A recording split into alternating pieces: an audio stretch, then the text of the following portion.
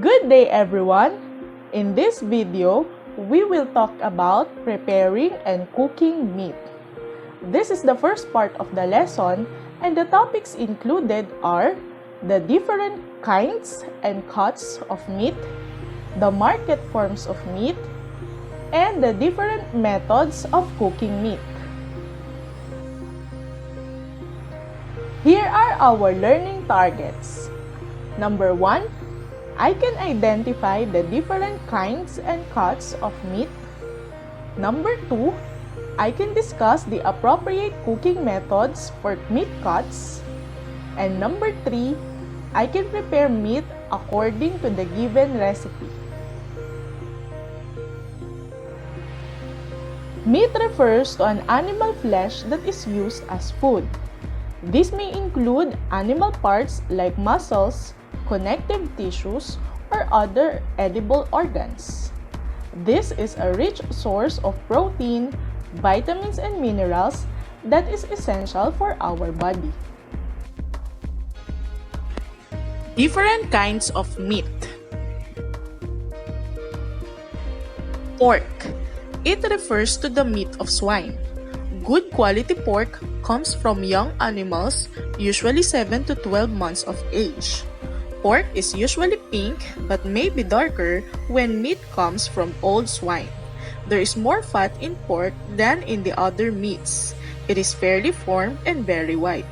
Its muscle is fine-grained and marbled with white fat. It is characterized by its pinkish or rose color. The tender cuts of meat are found along the back.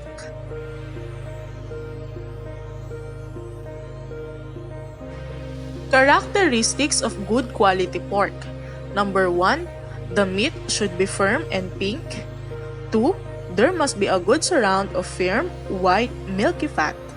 3, the lean pork lacks flavor.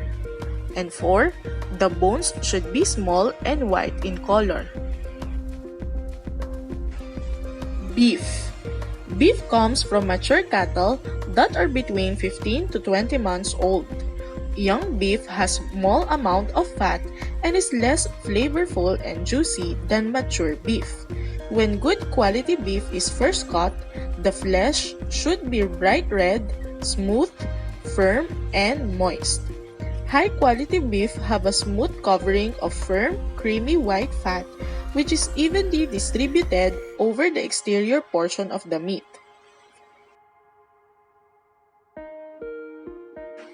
Characteristics of good quality beef. 1, it has a smooth covering of firm, creamy white fat. 2, the beef must be firm, bright red in color with yellow fat, free from slime and odor. 3, select meat with good fat marbling quality. 4, select pink and soft bone marrow for a more tender meat. Lamb and mutton. Lamb meat is from young sheep aging 1 year or less. Mutton is from older sheep. This meat is tender, flavorful, and juicy with a pinkish red color. The flesh of the lamb varies in color from light pink to dark red depending on the age of the animal and the variety.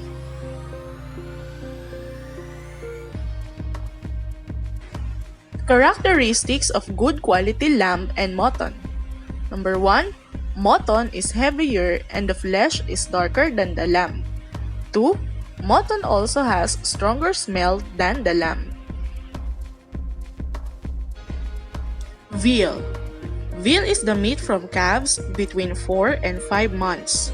There are 2 kinds of veal, milk-fed and grass-fed. Milk-fed veal is the tenderest, but grass-fed veal has a better flavor. Good quality grass veal is pale pink. Imported milk-fed veal is off-white and should be soft and moist, but not flabby.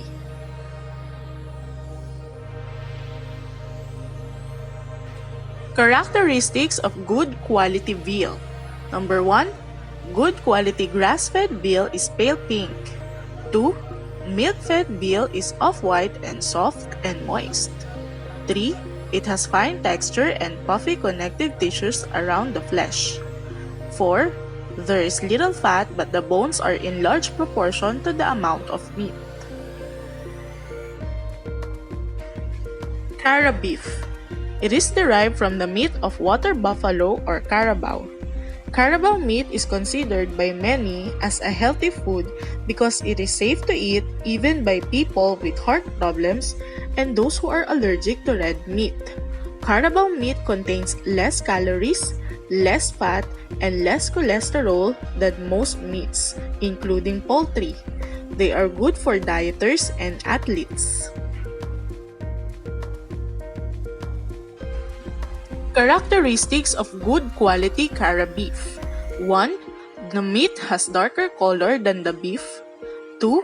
It has higher flavor, juicier, and more tender. Cuts of meat. A carcass of beef, pork, or lamb is divided into different cuts which may vary according to the carcass weight and quality. Therefore, cuts of meat vary in nutrients, composition, weight, and fat level. Some common cuts of pork are baby back ribs. These are cut from the section of the rib cage closest to the backbone. Country-style ribs.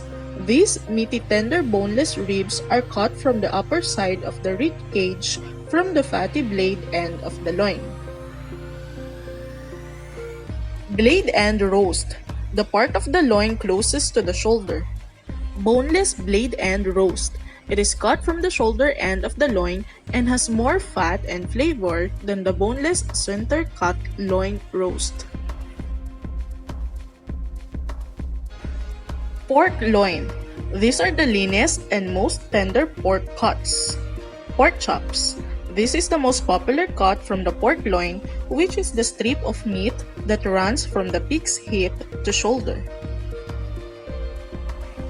Crown roast of pork. This is 2 racks of pork tied into a circular crown. Pork belly. This is a cut from the abdominal area of a pig. Pork leg. This is a large, lean cat that can be sliced into leg steaks, ham, or used as a roasting joint. Trotter. Pig's foot that can be braised, pickled, or added to stocks. Shank. This is a thick cut of pork that comes from a pig's leg, the area between the ham and the foot. Spare ribs. These are the bones connected to the belly. These ribs are usually slow cooked, barbecued, or baked slowly at a low temperature.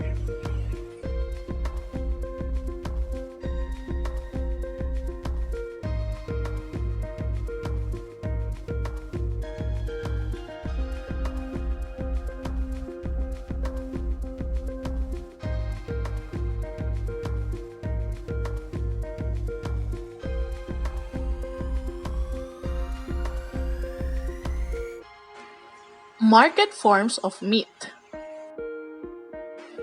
Fresh meat. Meat that are sold right after slaughter without undergoing chilling or other preservation method.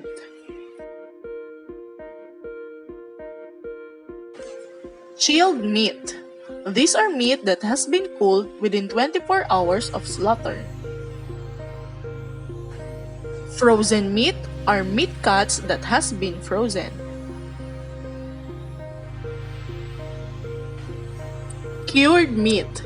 These are meat that has been treated with a curing solution or curing agent. Processed meat. These are meat that has added preservatives to prolong their shelf life. Methods of cooking meat. Meat can be cooked in one of 2 ways, dry heat or moist heat. Each of these methods can be used in various ways, but the general rule is to use dry heat for tender cuts of meat and moist heat for less tender cuts. Dry heat method. Frying. Frying is a quick cooking method and is best used for smaller, tender pieces of meat such as steaks, strips, and diced meat. Grilling. It is applying an intense heat on meat with thin cuts. Beef chuck, pork and beef loins, and spare ribs are best for grilling. Barbecuing has a similar method as grilling, and this method is better on pork chops and diced meat cuts. Broiling is often for ground patties, tougher cuts of meat, tender steaks, and chops that are at least 3/4 inch thick. Roasting. It is a dry heat method that may use a small amount of fat or oil as a base. The meat is cooked in an oven or on a rotating spit over a fire, gas flame, or electric grill bars. This is perfect for roast tender cuts, beef rib, rib eye, pork leg, and loin roasts, etc. Moist heat method. Poaching. It is the process of cooking meat by slow simmering of liquid in a covered pan. Use meat cuts that you would use for roasting, like loins. Boiling. This makes the meat tender by cooking in liquid. Some meat cuts, like the chuck, flank, and shank, are some of the meat cuts that you can boil. Simmering. It is a way to cook meat gently and slowly. It is a more gentle way to soften meat than boiling. Steaming. It is a method that cooks the meat through a hot steam with the help of steamer. Stewing is a long, slow method of cooking where food is cut into pieces and cooked in minimum amount of liquid. Braising. It allows tougher and less expensive meats to become tender and juicy.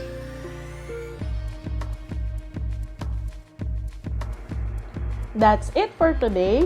Thank you for watching and see you on the next lesson. Bye!